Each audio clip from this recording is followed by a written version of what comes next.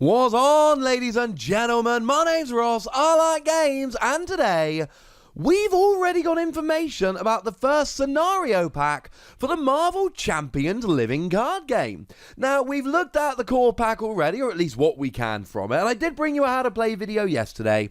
Now it's time to have a look at the Green Goblin scenario pack, and this is already very different to what we've seen previously. So it's all based around Norman Osborn and the Green Goblin. And what's really cool here is that we have a double-sided villain that flips over throughout the game. So Norman Osborn then has got 2 scheme and doesn't really have any attack, whereas the Green Goblin has 3 attack but doesn't really have any scheme. And they have got 14 hit points for each player, although that's not as relevant for the Green Goblin. Here's what happens. When you're Norman Osborn and you would attack, you place 1 infamy counter on Criminal Enterprise instead. And when Norman Osborn would take any amount of damage, you remove that many infamy counters from Criminal Enterprise instead. So we should have a look at Criminal Enterprise. It's an environment, and it enters play with 2 infamy counters on it for each hero in the game. If there are no infamy counters on it, you flip both Norman Osborn and Criminal Enterprise. So Norman Osborn is, when you're attacking, you just place infamy counters on Criminal Enterprise. The heroes attack Norman Osborn to get rid of infamy counters. And then when it goes down to 0, you flip Criminal Enterprise. And you flip Norman Osborn to become the Green Goblin. What does Criminal Enterprise become? State of Madness. It enters play with 2 madness counters for each player. If there are no madness counters on it, you flip Green Goblin and State of Madness. And when Green Goblin would scheme, you remove 1 madness counter from State of Madness instead. So the Green Goblin is never scheming. All it's doing is removing madness counters. And Norman Osborn is never attacking. All you're doing is placing infamy counters. The other thing to bear in mind is that when Green Goblin is revealed, i.e. when you flip into it, you deal 3 indirect damage to each player that is in hero form. So you've got to be very careful in terms of tactics here.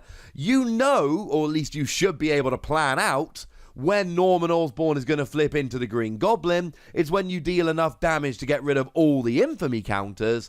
You need to make sure you're doing that while your heroes are in their alter ego form, or else they're going to be taking a whole bunch of damage from the Green Goblin. I love this new mechanic. It seems really, really fun. What we've got here is a villain that flips over, and an environment that flips over with it.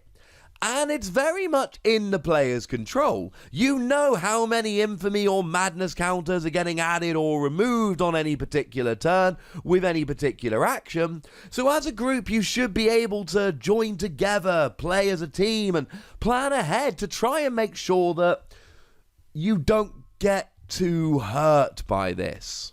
So what do we have in terms of new schemes going on then? Well, there's actually 2 scenarios. Risky Business and Mutagen Formula. We've not been shown anything really from Mutagen Formula. The Green Goblin and Norman Osborn, along with Criminal Enterprise and State of Madness I've shown you, are from Risky Business. And we do have a couple of scenarios and a couple of other cards, but they are from Risky Business, unfortunately. Sorry about that. So, one scenario we've got here, a main scheme, is Hostile Takeover. You start off with 2 scheme per player. Every turn you add 1 scheme per player. And the scheme is successful if it reaches 7 scheme per player. When the scheme is completed, you place 1 infamy counter per player on Criminal Enterprise, and then discard 1 card from each player's deck for each infamy counter on Criminal Enterprise.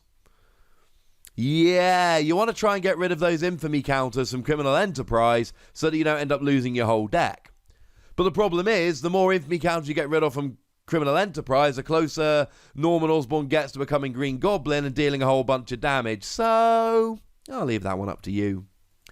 And then we have Corporate Acquisition. Starts with 1 scheme per player, adds 2 schemes per player each turn, and you have 10 scheme per player needed in order to achieve victory. This is the one whereby, if it is completed, the players lose the game.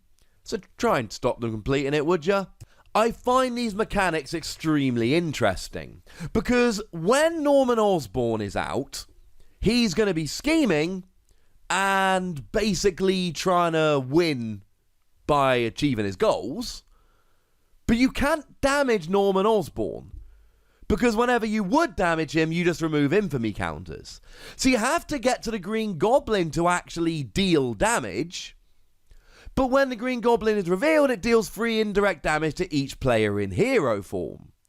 But the Green Goblin doesn't scheme, so he's not getting any closer to winning in that regard, and you can damage him. So you've really got to pay attention to which form he's in at which time, and when you can be damaged, and when you're taking indirect damage, and when your opponent can scheme and when they can't scheme. But make sure there's not too many infamy counters on hostile takeover when you actually defeat it, or else you're going to lose too many cards, and it's just a lot of fun. Now, there are a couple of other cards we've had revealed from here. We do have a treachery card, Mad Genius. When it is revealed, if the Green Goblin is out, he attacks a hero with the fewest hit points remaining. If no attack was made this way, the card gains Surge. And if it's revealed when Norman Osborn is out, you discard the top card of your deck for each infamy counter on Criminal Enterprise. Another reason to try and make sure there's as few as possible on there. We've seen another treachery card, Regenerative Healing. When it's revealed, the villain heals X damage, where X is equal to double the villain's stage number.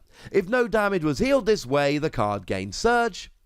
And it's got a star, so if it's revealed as a boost card, that is the extra card you play at random when you are attacking or scheming, the villain heals 2 damage. I did do a Learn to Play video, I'll link it in the description if any of this doesn't make any sense. And we've got ourselves a couple of attachment cards as well.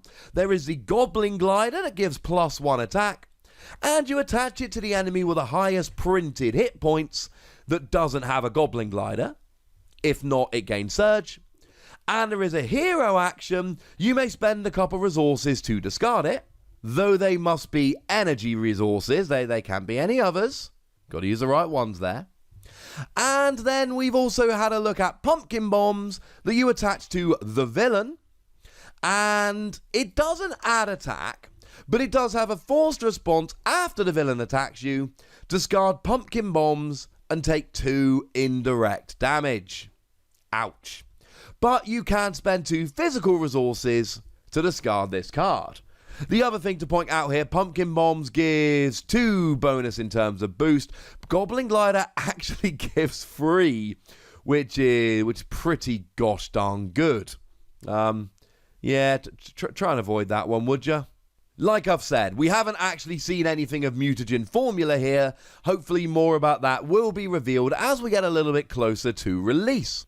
Now, according to the Fantasy Flight Games website, this is going to retail for $20, and it is a 78-card pack with 2 new scenarios featuring the devious Norman Osborn and his sadistic alter ego, the Green Goblin. There are 4 modular encounter sets that can be mixed in with these scenarios to customize your experience. And these modular encounter sets, you can kind of do what you like with them. You can put them all in for a really hard game.